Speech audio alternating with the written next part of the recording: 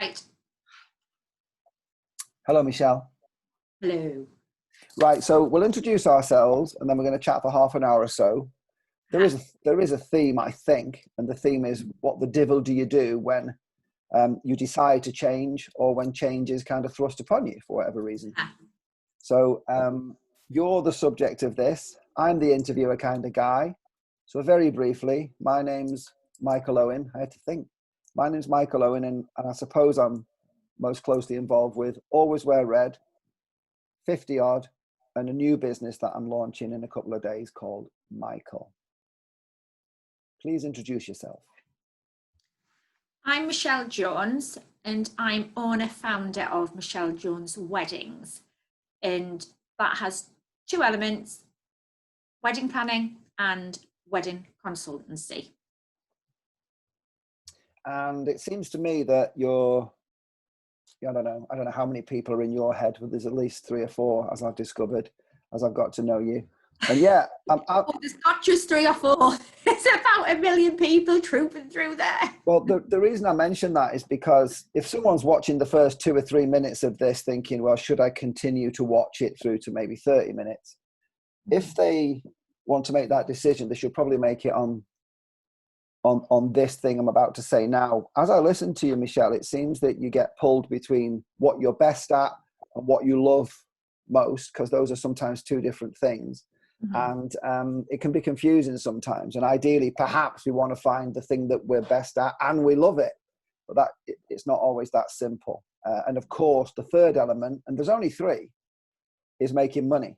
So, there's this balance of, I love doing that, and I happen to be really good at it. Oh, but who's going to pay me for it? So it's really weird because, I also know that you're not the best at going, give me some money, which is a trait of a nice person who, I don't know if we'll ever be flipping millionaires in our lifetime, but there you go.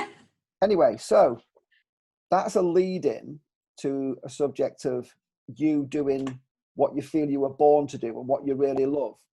Can you tell us about that, please? Yes. So for me, fundamentally, I love making people happy. And through the wedding planning, I get to make lots of people happy. And I obviously get to feed off that happiness as well. So it makes me happy too. Obviously, on my journey, I always wanted to be involved with weddings. As a youngster, I didn't know you could be in the wedding world to earn money financially. And being lucky enough to actually progress into a career that allowed me to fulfill that love, then opened the door for me to understand what truly made me happy, and that was making other people happy. How many years have you been helping people with weddings now?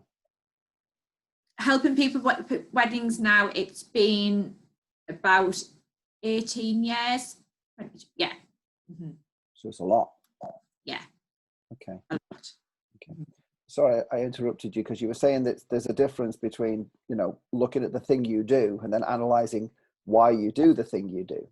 Yes. Yeah, it is. I mean, it's one of those things, isn't it, when we're choosing what we think we want to do and how we end up there, that we go on a journey which actually then shines a light on the feelings we experience. It's about the emotions that we feel every day. What we've not obviously got to forget is we spend more time within our career doing our job than we do anything else. So as we're going through that process, I personally try to tap into what makes me tick, what makes me get up every day, why am I doing this? And the underlying thing for me is making people happy. My job obviously shone a light on that, but because I have done a number of voluntary roles over the years as well, that more so than anything shone a light on it massively, and really made me tick, because I don't get paid for those roles. What kind of roles? Do them. Sorry? What kind of roles are they? In terms of the things I've been doing in the last 10 years, a lot of them have revolved around families. So I started off within like the local community, and I did breastfeeding counsellor work through UNICEF, working with local midwives, set up a community group through the Sure Start centres locally. And then as my children progressed into school age, I then got more involved within the school setup. So I've been the chair of the PTA for a long time, and I've been a school governor for a long time. And obviously from that, I obviously have quite a big community that I support on a daily basis. And for me, it's just about ensuring that everybody's happy, within that. And the biggest kick I get from those roles is when we do fundraising events. We raise money, obviously that money goes towards something quite specific.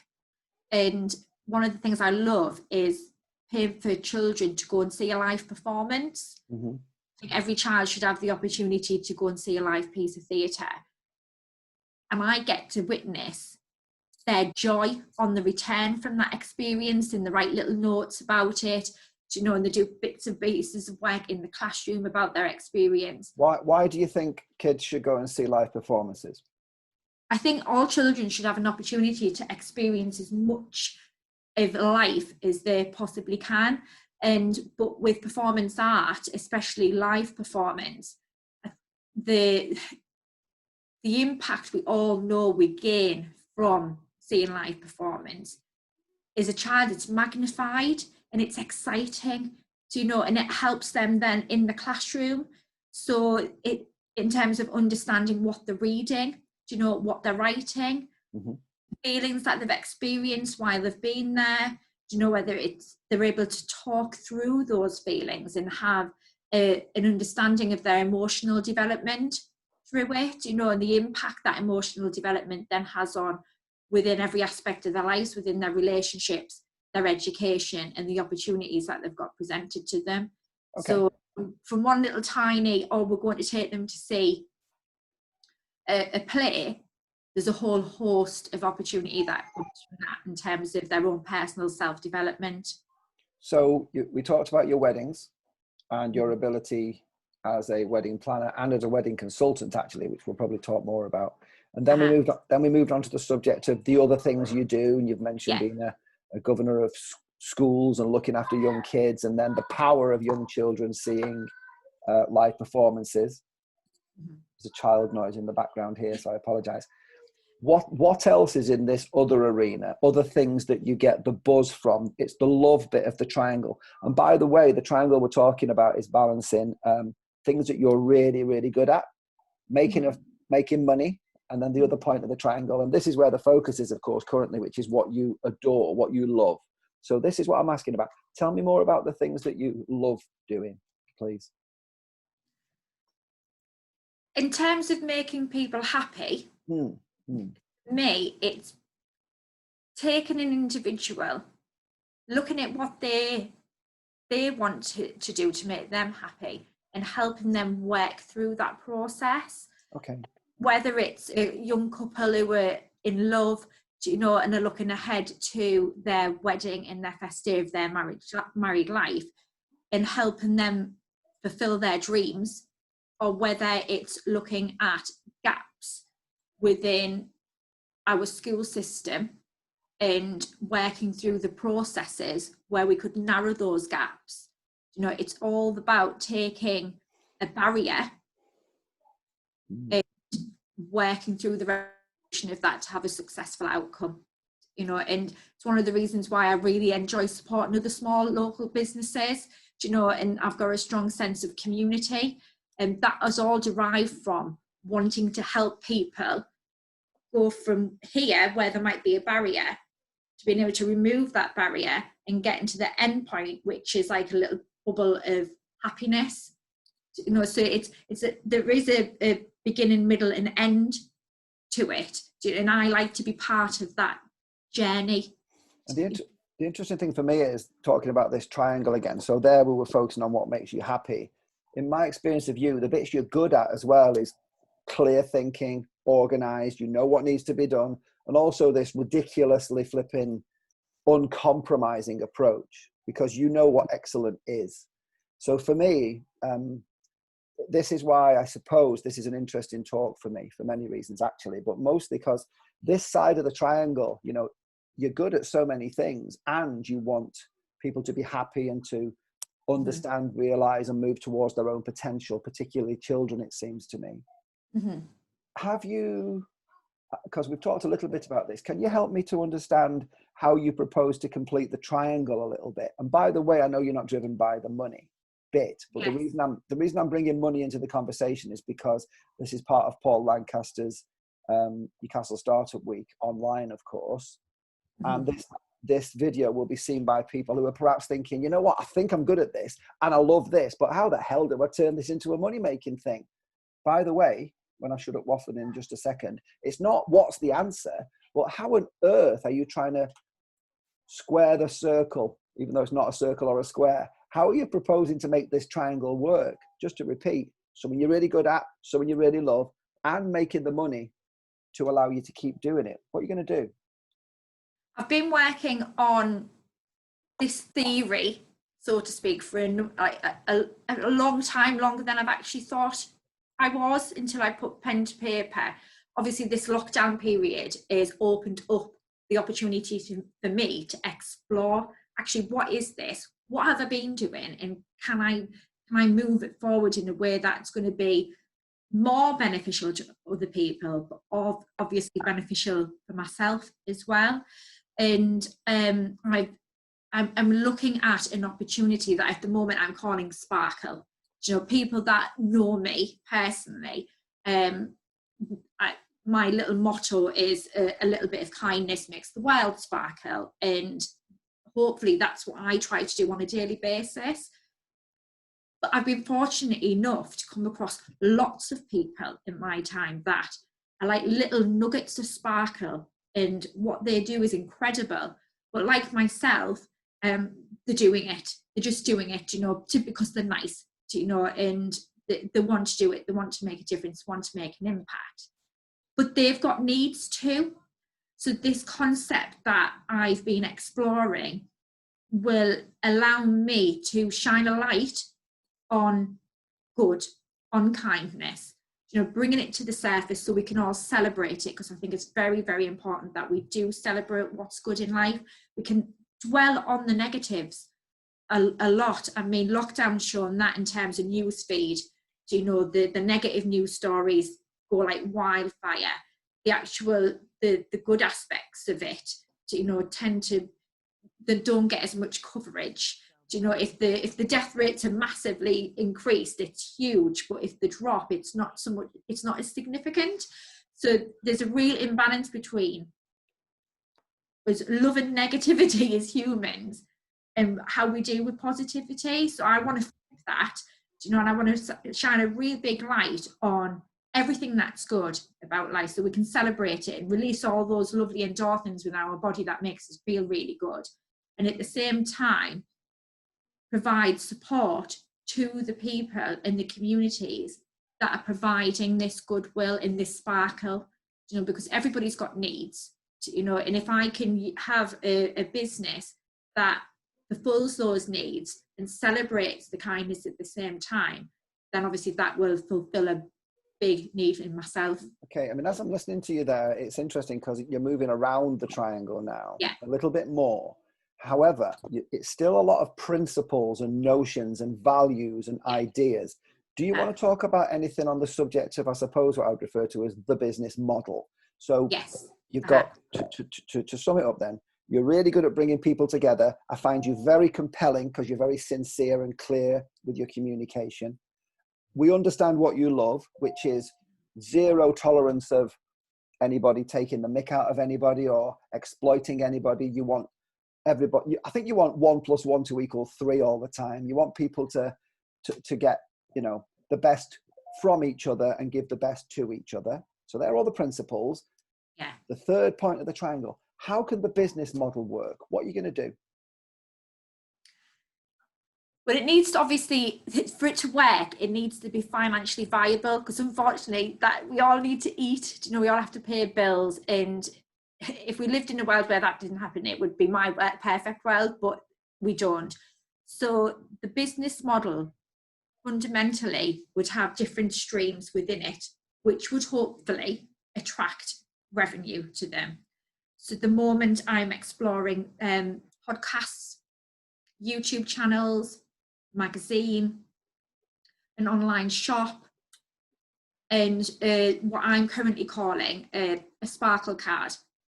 Each of these will be shining a light, celebrating and supporting, whether it's an individual, a local cause, or a small business, an independent business. The support element is the significant element of it, because that's where a lot of the revenue is going to be consumed within the business. Okay. And where I need to be obviously be able to attract finance to be able to fulfill that element of it as well. So might people, I mean, it seems to me we live in a world now that's increasingly used to a subscription model, where the subscription model isn't, you know, hard to understand, or you just don't know where the money's going. I just wanted to say that because, you know, I used to think, oh my God, I've got 4 or 5 direct debits and a couple of standing orders. Now, I kind of know how many I've got, but it's a lot more. Bit for Netflix, bit for this, bit for that. Is there going to be a subscription element to what you might do next? Not so much of a subscription element. It'll be purchases of specific products, which you'll see the chain quite clearly. You'll understand what it is that you're buying into, where your money is going, and what that impact is going to be, because I'm going to obviously have the tools there to share that with the audience. So with the magazine, it will highlight actually what has taken place this month, where your money is come in, where it's gone to, and what the impact of that is going to be. So that the communication tools that I'll be implementing through the different models that be in place will obviously have a focus of this is where your money's gone. Also, before you make a decision in terms of your consumerism and whether you buy into a product, you'll understand where it's gone. You know, there'll be a clear set pattern every single time, so people know that that's what they're buying.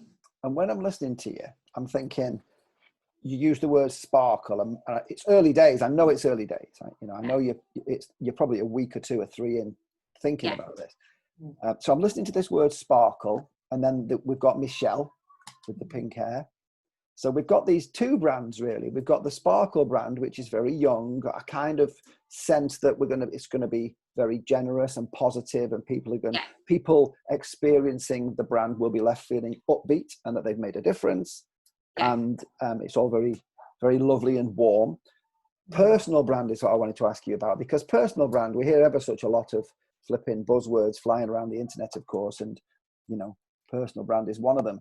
On this occasion, I think it's relevant to talk about it, though, because Michelle is this is your brainchild. And how do you think about the subject of the relationship between Michelle, the brand, and this new thing that has got a working title of Sparkle? And then there's this other thing, which is your current world of wedding consultancy, which all sounds very posh and clever, because you are very clever and quite posh. And the other bit, I'm just pretending that you're posh because we're on camera. You are clever, but I'm just pretending about the posh bit. And then, so anyway, what was I saying? Oh yeah, you've got Michelle here, you've got Sparkle here, wedding consultancy here, exceptional wedding planning here. So at the hub of it, it seems to me we've got this you-ness. How does that make sense? Do you recognize that? Yes, yeah. So the me element of it, obviously, off that, you've got weddings, which is a love I've always had, and the sparkle side, which is very much a huge core of my personality and is being fed through that. But I mean, lockdown's is shone a light on it even more so, and my 12-year-old is commented on it on a daily basis. because I am very organised, and that feeds obviously into the wedding side of it. Obviously, that brand is all, precision is everything, and it's fundamental to the work that I deliver with the wedding side of the work, but it feeds into the whole aspect of my life. So I am organised, and I am very structured, and I am quite sensible. But then this sparkle element as well, that is currently being fed through that channel of giving back,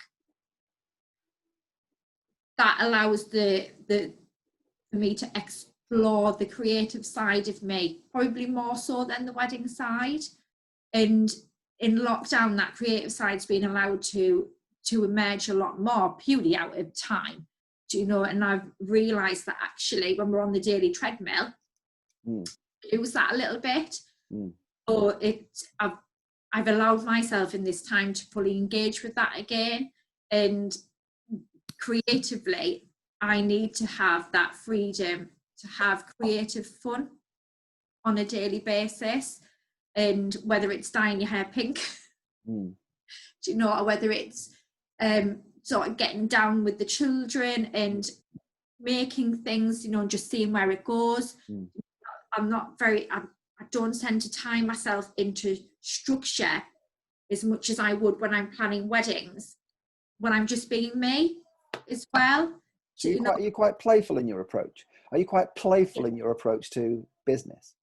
Yes. Yeah, I like to, which I didn't realise until recently that I like to mix things up. I don't like to follow like set formulas. You know, although I'm structured and I follow process, I don't follow a formula. Do you know? And I think that's why it tends to work. You know, for me and the client.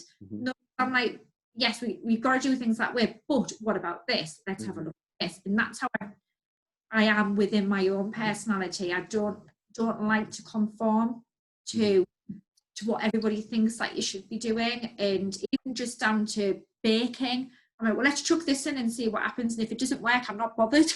So as you're getting, should I use that? No, as life is moving on, I avoided the word older then. You see what I did? As life moves on, are you getting madder and slightly more bonkers and adventurous with life? Or have you always? Well, I think I always have been. I think the difficulty was when you're younger, you worry about what everybody else thinks. Do you know? And because I've always had mad curly hair, and I'd obviously lived in a town where I felt like I was really restricted, and I couldn't be myself. And even going off to university, which I thought was going to be completely different, I ended up on a course where I was completely different to everybody else. You know, everybody else focused on like fine art. I was very commercially driven. You know, so I've always tried to without wanting to fit in. And what age is doing now, and I don't know if it's when you just get over 40, you just stop caring. It's allowed me to go, well, actually, no, you know, I'm not bothered so much about fitting in. If you don't like me, I'm not bothered. You can turn off like a TV channel. You don't have to watch. You know, you can go away, but I don't have to make my TV program to like fit what you want about me. It's funny because the voluntary work that I've done has really shone a light on that in the last couple of years. You know, because I've met some challenges with that, and it's been because people don't tend to like you, and for whatever reason. And so that's actually made me go, well, actually, no, this is a massive benefit, you know, and so I'm going to keep doing it because it's a massive benefit, regardless of what you think. But I think more in my daily life now, I'm allowing that to come through. So like with the whole creation of this sparkle concept, that'll be very much about me doing exactly what I want to do, but in delivering the business exactly how I am as an individual, you know, and celebrating how people are themselves. You know, there's a real movement going on at the moment, and an education within obviously our younger generations of being who you are and celebrating who you are, do you know, and not feeling that anxiety of needing to fit in. Do you know if you experience that in your life, that sort of one, that need to fit in? Do you know, it's crushing. It can be crushing. Yeah. No. It's kind of strange because I'm a brand guy. My one of the fundamental purposes of what I do is the opposite of fitting in. Of course, it's standing out, but for all the right commercial reasons, etc. But it's very confusing. I agree with everything you're saying because, I was bullied a little bit at school, as we probably all were in various ways. I've probably been bullied in life. I bet I've even been guilty of being a little bit bullying, but not because I'm an horrible person, but because I sense, this is a different subject. We'll leave that. But the point is, we're all a product of our past, and this. I think most people are most creative when they're 4, 5, or 6 years old. Research suggests this, and it's because of exactly what you said. At the age of 5 or 6, we start to notice that we're in a league. We're being compared with other people, and other people are starting to worry about what we think. But as I was listening to you, I was thinking about this word fulfillment, actually. So the thing I'm interested in is, we've got about another 5 minutes to chat. Can you tell me a little bit about when you feel, what kind of work? You're probably going to end up saying something you've said before, but I think that's a valuable thing. What are you doing when you feel most fulfilled? I feel most fulfilled when I'm making other people happy, and because I get to feed off that happiness. It's like a wedding day. People are always really surprised at how much energy I've got at that 1 o'clock when I'm trying to get everybody to leave. And when I've been on my feet for like 20 hours and it's been a busy week. But that energy comes from the fact that I've spent all day creating happiness and being off all that happiness. But I suppose in going back to the creative element of it and what lockdown shed a light on, I'm really happy when it's creative happiness, and it's authentic happiness. And that's really fulfilling. So for me, for instance, because I had a conversation about this last week, when we've been looking at how we relax, lots of people have sort of talk about mindfulness and meditation. I'm the complete opposite. I've got quite an active mind. It never stops, and actually stopping it in the sense of how other people stop it isn't necessarily good for me. So how has creative happiness come into your life in lockdown? What's happened? It's just the opportunity to have people around me where I can be myself entirely and work through processes in a more flexible way. So mixing the day up entirely. I mean, playing Disney songs and then jumping around the room as if I'm on the stage. When I hit a barrier, it's quite, for me, it's really therapeutic. Or actually working through something that's been quite emotional and then going, right, let's down tools, let's think about doing something. So yesterday afternoon, in the garden, braided Isla's hair, all fell out. I can't braid hair. But I just allowing myself to just be creative and test things, and in a more flexible environment. It's really important for business, I think. I was reading some bits and bobs that suggested the 3 things that are most important at this time and for the future are resilience, creativity, and flexibility. Yeah. Resilience, creativity, and flexibility. The last thing, if you don't mind, is to take us back to this triangle, because are you all right with the fact that, I'm just going to ask you this because if anyone's watching this, I think it is in the mind of many people who follow their passion. How do you feel about you've got this thing, you're really quite good at it and you love it, and saying, can I have some money then? Give me some of your money, give me some of your hard. How do we do? I know I'm going back to the same thing, but it just seems to me that the very definition of business is you've got to have business. You've got to have more money coming in than goes out, or else it's not really a business. How do we get over this barrier of wanting to be paid for what we do? I don't know. It's my answer, because that's my biggest barrier and my biggest challenge. But you're adding value. Yeah, you are adding value, so it's shining a light on that value. And it's like when you're trying to sell a product, product's good enough, then people will want to buy it. The ethos that's been delivered through the brand via that product, people believe in, people will want to buy it. So rather than going out there all salesy,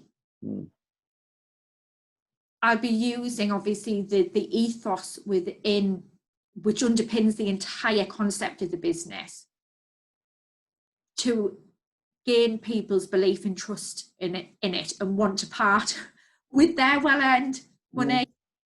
I think obviously we're going to be more ethical consumers going forward, hopefully. And so that'll come into a big part of it, which is why there's a consumer element of this business, through the non-line shop and the Sparkle card.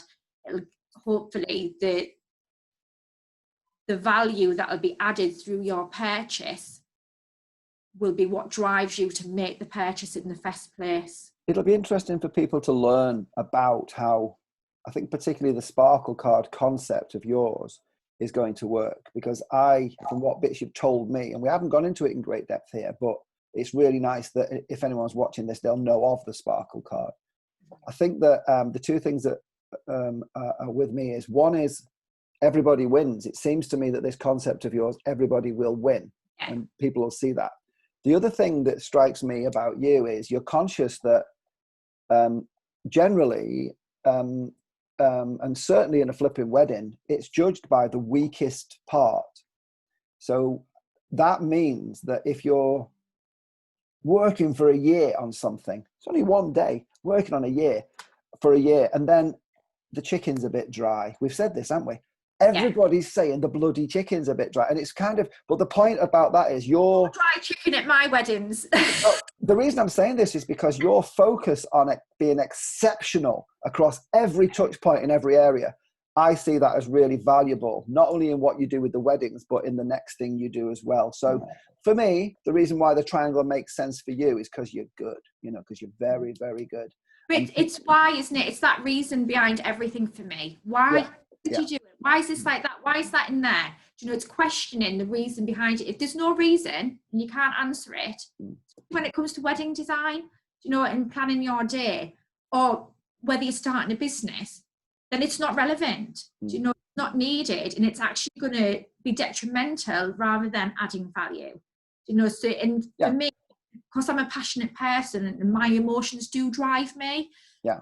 If that why doesn't have all of that like oomph behind it that you feel within your body, then that's not right. So it's everything for a reason, it seems to me. Everything matters. But it has to matter precisely. It's got to feed into it. Well, I think that's going to be really nice to see in the next chapter of you. The fact that it's, from what bits you've told me off camera and what bits you've told everybody else on camera, it's so carefully constructed around this word sparkle, and around you, Michelle, that it's going to be quite significant, I think, in the next year and a half, the rest of 2020 and 2021. Is there anything you wanted to mention, not necessarily on the subject of this triangle of being really good? And so that's the quality bit, the money bit, and the love of what you do bit. Is there anything you wanted to say before we say goodbye? I'd encourage anybody at the moment, because we've got time, which is crucial, to find your sparkle. Because we've only got one opportunity of this life that we're all really privileged to be experiencing. So if you've got an idea, or you're not very sort of comfortable in what you're doing at the moment, find your sparkle, because that will lead to your happiness. And by staying in and around what you're going to do next, maybe that'll help them to find their sparkle. Okay. I'd like to help you find the sparkle. Okay. Be very, very happy. Everybody wins, it seems to me. And also I'm intrigued by the abstract nature of the term, because I want to, we haven't got time now, but I want to know what you mean, which is probably a really good place to leave it, because this is the start point of something great for you. And hopefully you've inspired other people So it's the start point of something great for them. So thank you very much, Michelle. Oh, thank you. I've enjoyed it. Farewell. I'm going to cut us off now before Zoom kicks us off. Okay, Farewell. Dave. See you later. Take care. Be safe. Be good. Yeah. Ta-ra. Bye-bye. Bye.